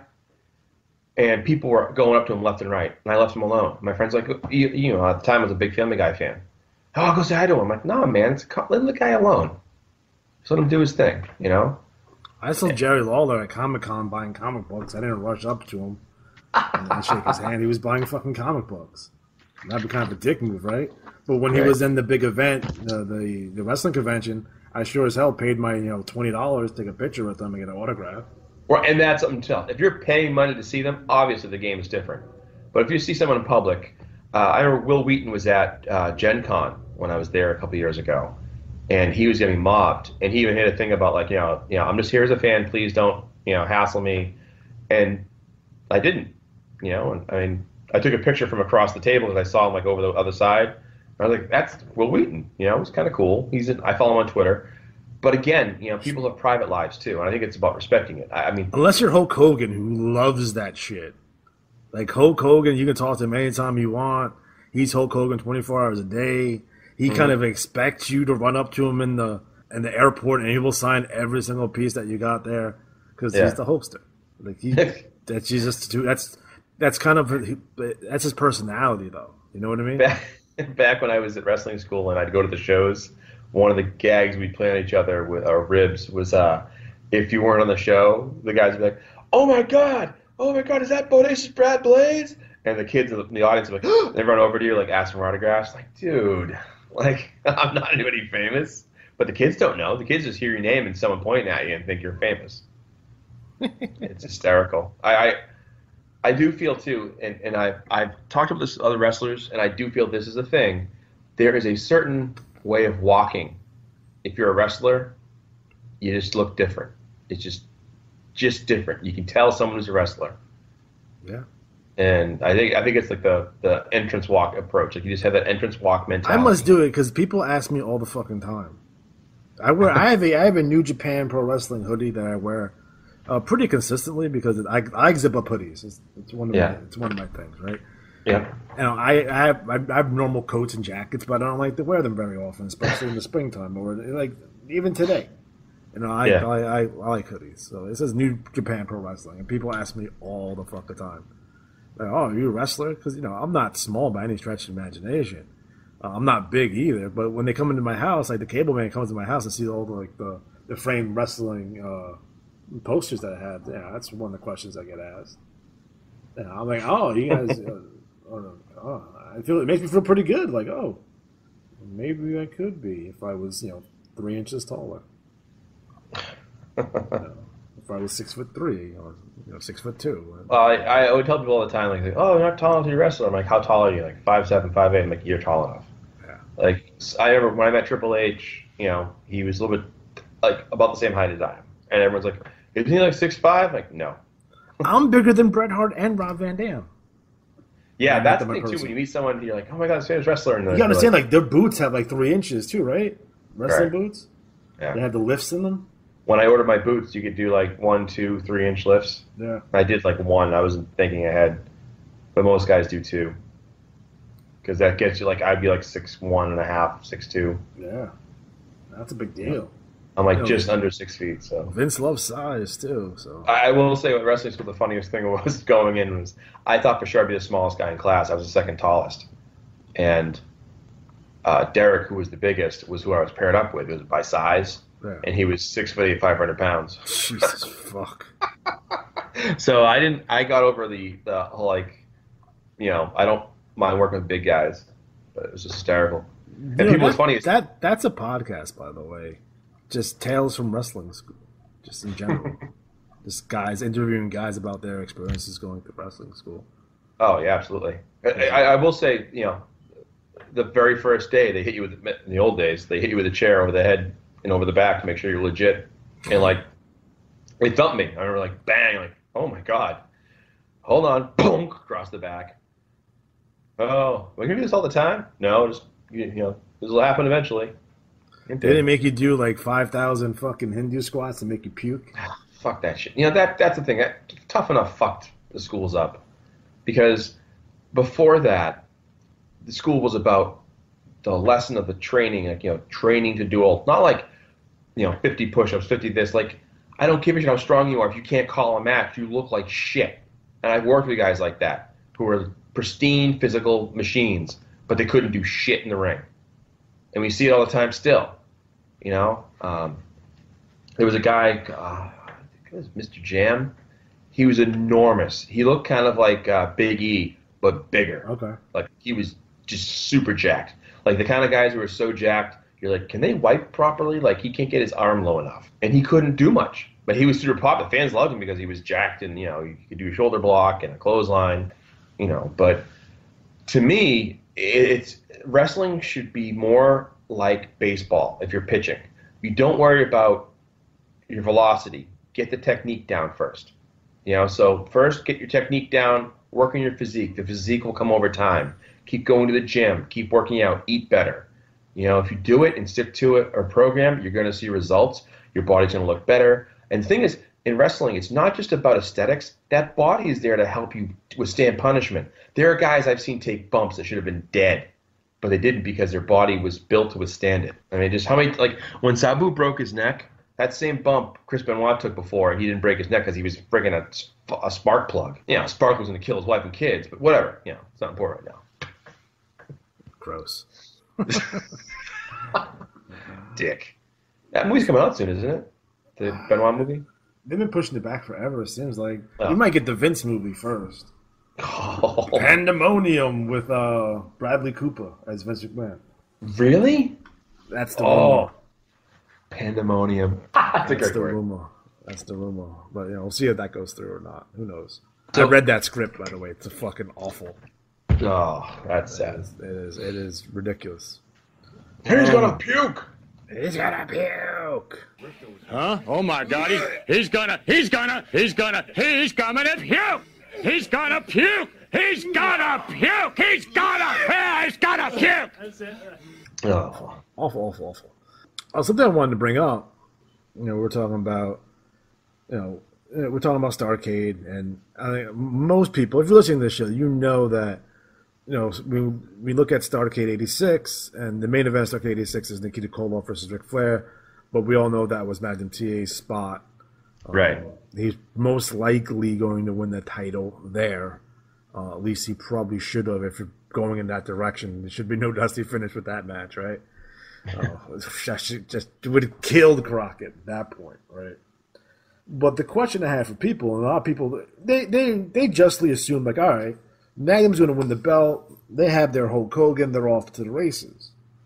The question becomes, what do you do with Ric Flair?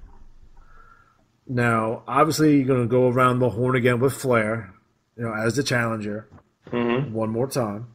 But then, what do you do with him? It's like you can't bring him down the card to have him fight for the U.S. title. You can't really still have him in the main events because it's going to kind of overshadow Magnum. You can't really do any more Dusty versus Flair matches because at that point they've been done to death. Right. You're not going to really put him in a tag team. You're going to put him with Ole or Arn and Tully in a tag team. I would say this, that you would have to either put him in a tag team or you'd have to do some kind of extreme gimmick where, like, he's banned for 1 year. You know, so I think you're going to have to send him away. Or you have him do one of those things where it's like, if Ric Flair loses this match, he gets bumped down to prelim status, and they have Flair work his way up as an insult type thing where he's like, yeah, working but then his way. all the attention's still on Flair. It's not on Magnum. Like you want that attention on Magnum, and I wonder if Magnum would have last because he wasn't necessarily known for the greatest work, in ring bell to bell.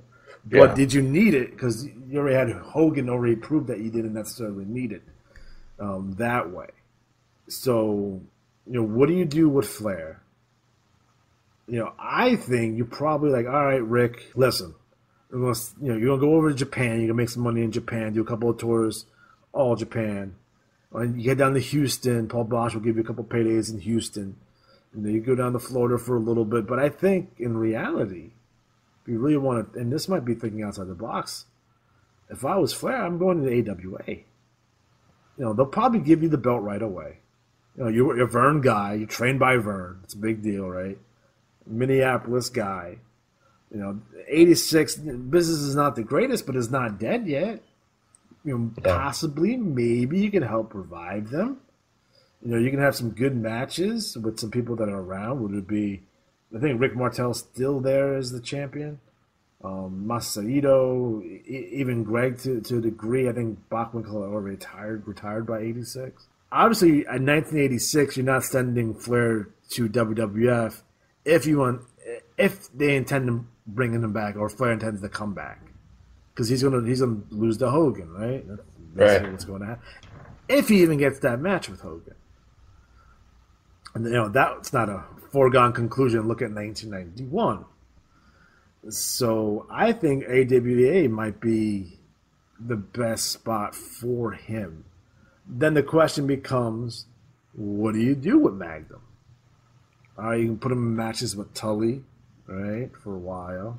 You can do that. But you already did that the year before. You're not turning Dusty heel, so that's out. Right. You might have to bring back Barry Windham. In 1986, he had just left the WWF, and he's in Florida. Maybe you can turn him heel. He have good matches with Magnum TA. You only get so much out of a Magnum TA Nikita Koloff feud. You can probably get one run around the horn, and that's basically it. And is it worthwhile to put the belt on Magnum if you're going to have him drop the belt back to Flair in 6 weeks? Yeah, probably not. So, yes, it's a foregone conclusion that Magnum TA would have been the NWA World Champion. The question becomes, what do you do with him? Do you book him like Hogan? Do you make that leap? Do you make the plunge all right, number one babyface, he's going to face foreign heels, and he's going to beat guys with the belly to belly, and that's it, and he's going to have 7-minute matches in the main event. You're hoping with that the Crockett base, the NWA base doesn't reject that. Maybe they will, maybe they won't. But it is a risky proposition there. Maybe Magnum would have been able to pick up the pace and have these fantastic matches with these heels, and you don't know that for sure. We weren't able to find that out, unfortunately. So I wonder, maybe Magnum steps into the role.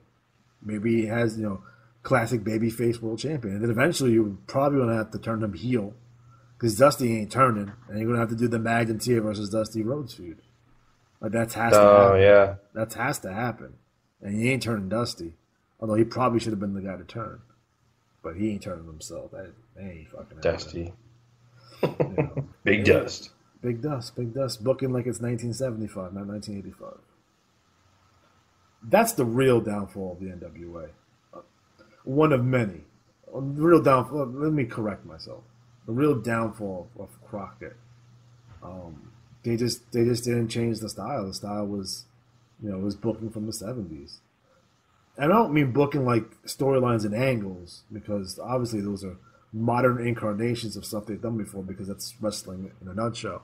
It's a modern incarnation of stuff that they've done before. What I'm talking about necessarily is, number one, the way he booked himself, and two, the way he booked Flair as a champion. Yeah. And we go back and forth on this, is that he needed Flair to win fucking clean more. Yeah, it hurt him in the long run, and that's it killed business. Absolutely. Yeah, I mean, they're on top for 2 years, and by 87, they're starting to go down. 88's a rough fucking year.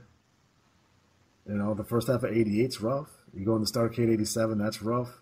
Bunkhouse Stampede, that's rough. It's just like, it was a 2-year run. It was a 2-year run, 85 to 87. It was a 2-year run. And it was amazing 2 years. 86 probably being their best year. Was it the Magnum thing that hurt him? Yes. Was it Flair? Yes. Was it Dusty killing everyone still, fucking being John Wayne? Yes. I probably would have booked Dusty the same way if I was booking. It's hard. It's hard being the top star, arguably the most popular wrestler in the promotion, and be the booker. You're always going to take that kind of level of heat from that. It's just like, well, you're screwed. So I'm curious about what people think about what would they do with Magnum. What do you think they would have done with Magnum and Flair? I think it would have been. See, I want to say Magnum goes over, but I can see them saying, "Well, we've got to have him chase the title. We got to bring it back, brother." So I can see them doing some kind of stupid finish where it just does not go where you think the way we think it's gonna go. And we gotta do that switch at the Bash instead of Starrcade. They did it with Luger. We've seen it. We've seen what it looks like because we've seen it with Luger, and I think it hurt Luger's credibility overall that he never, ever, ever beat Ric Flair for the World Championship ever. Not in WCW in the '90s. Not ever. But that's Magnum TA and Ric Flair, and it goes back to what we're doing in terms of the NWA 1983 project, because what I'm looking for in 1983, knowing that Hogan's going to come in 84, we know this. I need someone that can compete with him on his level. Someone that can have pandemonium. Someone... the match quality may not even really matter because we're going to retrain these people, right? WWF had to be retrained. You think in 1984 Hogan was fucking drawn? Nope. Right. He was not. They were expanding, and they were getting people hooked on Hogan. But you still had Snuka. You still had Slaughter as like your second babyface. You still had all these things as they're going into these territories. Your territory's best wrestler. Right, so if they're going into Louisiana, guess what? They have Paul Orndorff. They're going into Atlanta. They have, Big John Studd, who was a big star for them over in Georgia Championship Wrestling. You know what I mean? Mass superstar. Yep. So they're going into Minneapolis with Dr. D. David Schultz, Hogan, and Jesse Ventura. So they're retraining them on the WWF style. I think you would have to do that for the NWA. It's like, all right, listen. You're not going to get these hour Broadways for the NWA World Title. You're going to have clean finishes. You're going to have a babyface who fights monsters and foreign menaces, and that's what we're doing. We're going to a top babyface in the vein of Hogan, similar but different. And we just got to figure out who that is. We got some time before we have the Shea Stadium show. So that's the thought. That's what everyone's going to think about. So leave in your comment section down below. Who's the Hogan killer? Who's the guy? Who's the guy? Because we're not booking it like it's Flair. That guy would have been Dusty if it was 10 years earlier. That guy would have been Superstar if it was 10 years earlier. Yeah. I'm looking for, it doesn't even have to be a good talker. You just need someone with charisma. The charisma is defined by various different things. So, I have an idea, and we'll see going into 1984. I did want to take some time out to talk about the modern NWA, and we just had the title switch. We had Nick Aldis, or Mr. Mickey James, win the NWA World Title from Tim Storm at a CZW show, which is interesting. Nick Aldis being managed by legend Austin Idol. Yeah. Which is interesting. You have the British guy, right? The world champion with Austin Idol. It's an interesting pairing, and I love Austin Idol to death. So I like to see him back in the fold. I like to see him back involved with wrestling, And having him be around that NWA World Title is pretty cool because Austin Idol never won the NWA World Title. Seeing Austin Idol at a CZW show is like insane to me. Now this CZW, like it's barbed wire, it's light tubes, and they're doing what I suggested they do. Not that they listen to this show, although they might.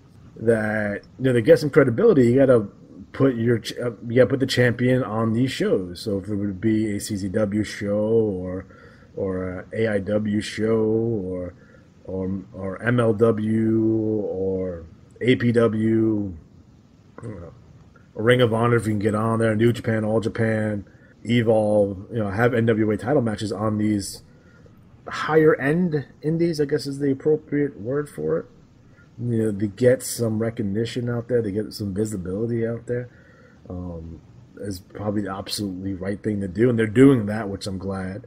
I do enjoy the YouTube videos, the 10 Pounds of Gold. I find that very interesting and a very unique and new way of telling a story there.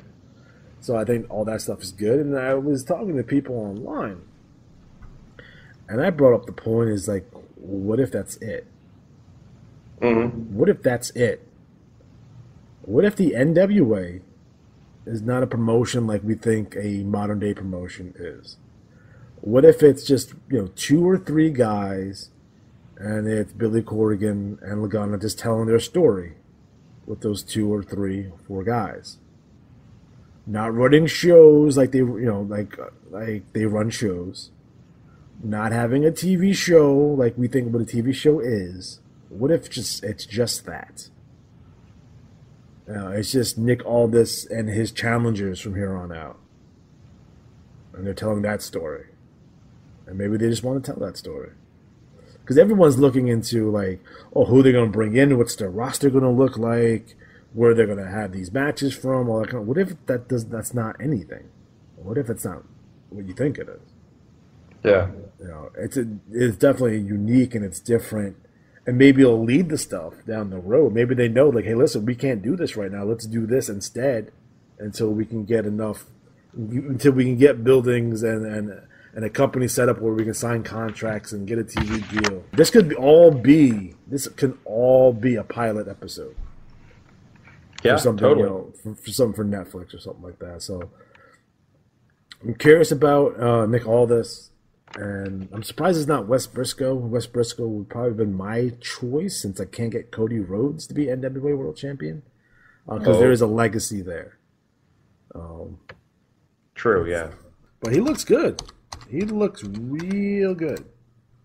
Like, he's in good fucking shape. He is the son of Jerry Briscoe, nephew of Jack. He was in Aces and Eights in TNA. And let's not hold it against him. Yeah, we're not going to hold that against him. Trained by Steve Kern. And then you also have these Von Erichs, Kevin Von Erich's sons. And I heard their work is pretty good. Traditional style wrestling, of course. Because NWA, more than everything else, a lot of it has to do with nostalgia. A lot of it does have to do with, like, you want to bring it forward, you want to bring it to a modern age, but you got to have these legacy things. Like, then why buy? If you're not going to have these legacy things, why buy the brand? Because you can just start another brand.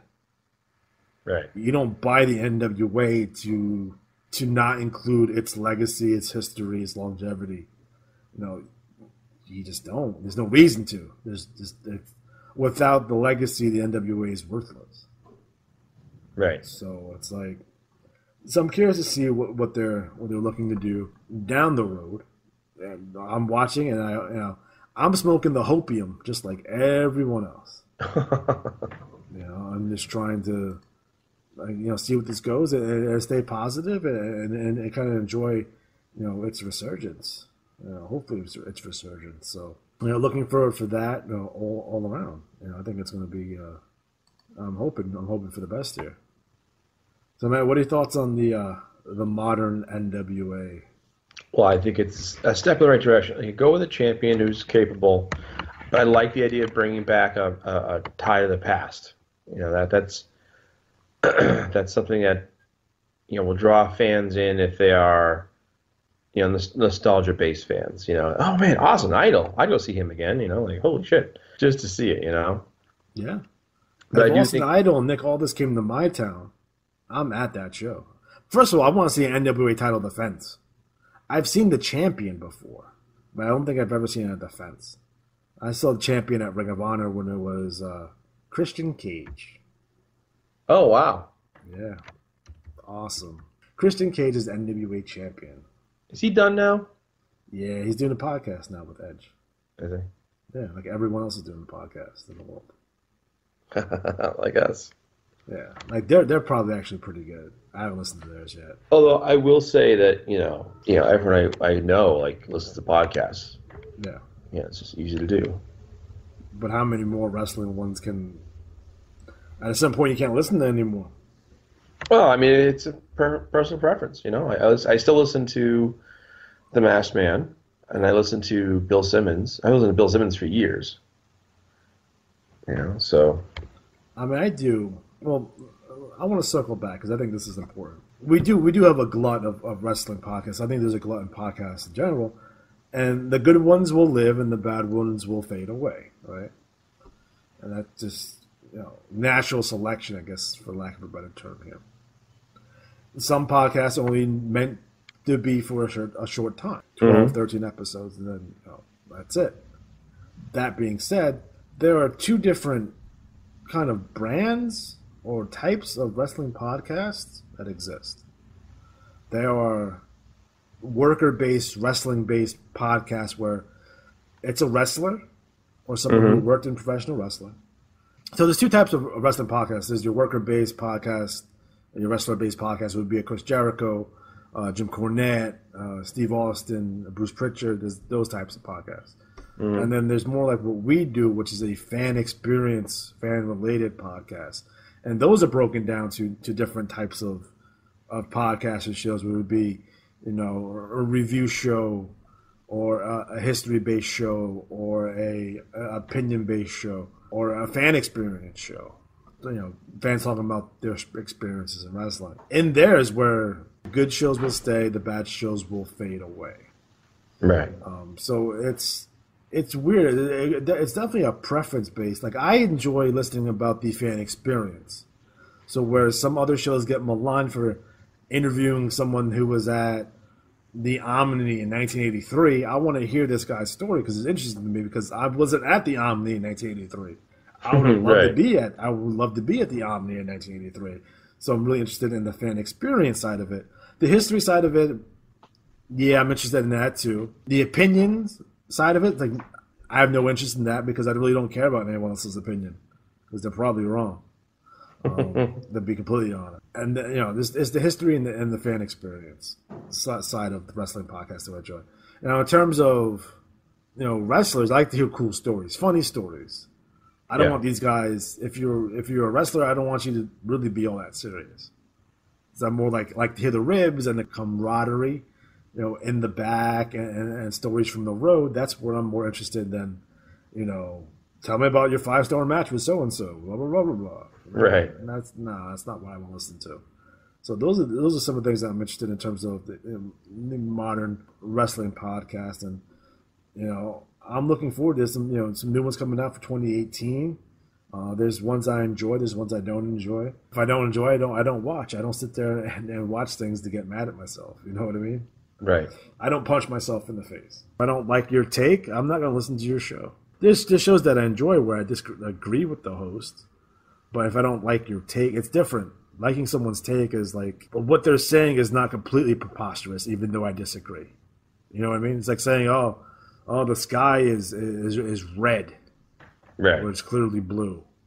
That kind of shit, right? I don't like listening to people that I feel know less about wrestling than I do, because it just makes myself mad when they forget, like, oh, this so and so this happened, or at this event this happened. Like, that shit pisses me off. Like, on this show, I try to be as thorough as I can, and at times we do forget things, right? But I try to be as thorough as humanly possible. So as we go into 2018, we do have a couple of more of the 1983 project to go. I believe we have a show and the Nassau Coliseum, because it's the fucking Nassau Coliseum. I think that's funny. We do have a show at Boston Garden. I think we have one more Japan show, and then we go right into Shea Stadium for the showdown in Shea. So be on the lookout for those shows upcoming. In addition, we're continuing to do Retro Wrestling Games Present. That's our video game review show. We are on a journey to review every single wrestling video game ever. And if I can figure out a way to record Tiger Electronics handheld video games and put them on YouTube, I will do those too. Nice. No shits are given. And then we may be launching a new series in 2018.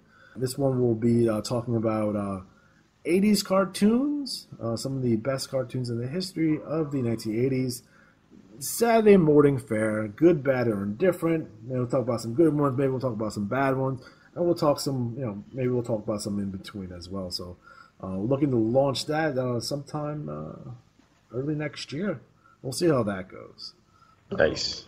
I don't like really announcing anything until we have something like actually recorded, but I'm pretty confident in that. So, I'm looking forward to that. So, for me personally, I just want to wish everyone happy holidays, Merry Christmas, Happy Kwanzaa, Festivus, if you're into that kind of stuff. Happy New Year. 2017 has been a year of ups and downs, and I'm glad that I was able to spend some time here with all of you. So Matt, what are you getting final thoughts as we wrap up Starrcade 83? Piss on your holidays. No, I've had a fun year doing this. Hope everyone has a festive and happy holiday season. However you want to take that. Be safe. Don't be a douche. Yeah, don't drive drunk. We want to be like, we don't want to do any tribute shows to your ass. So just don't do that shit. I think it's been a weird year, and now we'll see what happens next year. I think this whole Jericho Omega thing I'm looking forward to. I'm actually off that day, so I might watch that live like at 2 o'clock in the fucking morning. Hell yeah, man. I gotta figure out how to do it, but I'll do it. This Royal Rumble could be interesting because I'm interested to see how it's going to be, because wrestling is changing. You can slowly start to see, hopefully, I'm guessing this is Triple H's influence, but that things are going the right way and moving in the right direction, and we'll see some more changes positively in the business. And I don't think the WWE is that bad. They have issues. Right. We've documented those issues on this show. And I think to me it's more about verbiage and promos and production than anything that has to do with any kind of in-ring stuff. The in-ring stuff is the best part of the show. Some of their storylines are some of their script writing, I guess you would call it, Mm-hmm. But it's not necessarily like offensive. It's not WCW 2000. It's not XPW. It's not anything completely insane. Right. It's perfect simple. I like all their talent. I think their talent is great. All guys that I wanted to see, that I wanted to come to the WWE. So I don't have any complaints there. Survivor Series was a hell of a show. Clash of Champions, not so much. I think we'll have Luke do a segment on that next episode. It is what it is, and I think sometimes we have these weird kind of over expectations.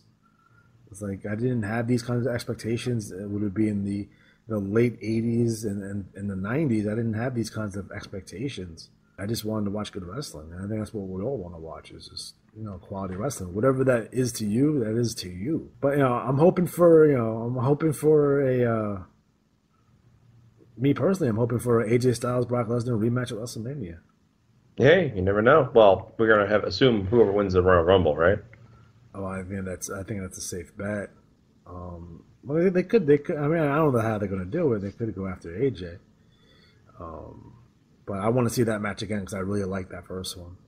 So I like to see them bring that back. You never know. AJ could be in the Rumble. Brock could be in the Rumble. I like you want to do something crazy. Do something crazy. Brock versus AJ at the end of the Rumble, and then you do the double elimination deal. That's it. Who do you think wins Royal Rumble? It should be Nia Jax. Okay. just because I like to get her ready to roll for women's title match at WrestleMania. She doesn't necessarily have to win it to get that match, but I think that's the better story than, say, whatever Natalya and Charlotte they're doing on the other side. So, but you never know. It could be a Paige. It could be a Liv Morgan. It could be a Ruby Riott. It could be a Bayley. It depends what they want to do. But I want to see how they book this thing, because then we'll get an idea how they're going to book this going forward, and how that's going to set up for WrestleMania. I do think if they want to make the women's division more engaging, you have to have Bayley turn heel, or somebody significant turn in a way. It's not necessarily heel for Bayley. It's, you got to put some edge on her. She needs some stank on her. Well, no, I mean, I'm saying, like, if you have, I just think her finish of the belly to belly is a perfect move for you're hugging your friend, then, oh my God, That's a good point. I never even thought about that. That's a real good point. And that just works really well as a device. I do think she's played the plucky, up and coming, good guy all the time, and she keeps getting passed over, ignored, and it's like it's there. And Sasha and Charlotte have been the two that kind of got all the attention, and then Paige comes along and she gets bumped, and it's like, I'm still here, I got hurt, the fans cheered. You fans cheered when I got hurt. You think I forgot that and have her hurt somebody they like, Do you think it's in their best interest if they do another Mae Young Classic to include women who are currently on the roster, like main roster, like main eventers? Like, imagine I think they had 16 originally. What if you up that to 32? You could. I mean, if you want to make it really interesting, you take 16 unknowns and 16 knowns, and the finals are the unknown versus unknown, and you use that to propel that unknown into the spotlight. I do think too. And my hope is always that they take more creative. Like, for example, if let's say Dean Ambrose is hurt, well, all right, he's out of the mix for a while, and the Shield has to have a replacement for the match. And let's say whatever scenario is that the losing team gets broken up. Well, Dean can't wrestle. Well, you better find somebody to win the match. And they go to Jason Jordan. Oh well, no, Jesus. I was gonna say Samoa Joe. Like, you go to somebody who's an enemy, but they're damn tough, and go, I'm not asking you as a friend. I'm not asking you as an enemy. I'm asking you as whatever, right? And just you had that dynamic, because I always think that's one of my favorite things in wrestling was the way they. The enemies become partners, become enemies, become partners. Like doing that spin. Do you think it's going to be Triple H versus Kurt Angle at WrestleMania? Oh, I can see that. Yeah. I think you can book that match. I think you can book a Kevin Owens versus Shane McMahon match again, or a Shane McMahon versus Daniel Bryan match, possibly. If he gets cleared in time, I can see that as a thing. Mm-hmm. But we'll see how it goes. I'm curious to see how WrestleMania is going to shake out. But I think people should spend more time watching wrestling they like versus watching wrestling that they don't. Right. And don't get mad about a 15-second clip on YouTube or whatever. I call them no-watch complainers. It's like exactly. You can't watch a fucking high spot without watching not only the rest of the match but the entire show. Because if you don't. So guys, we are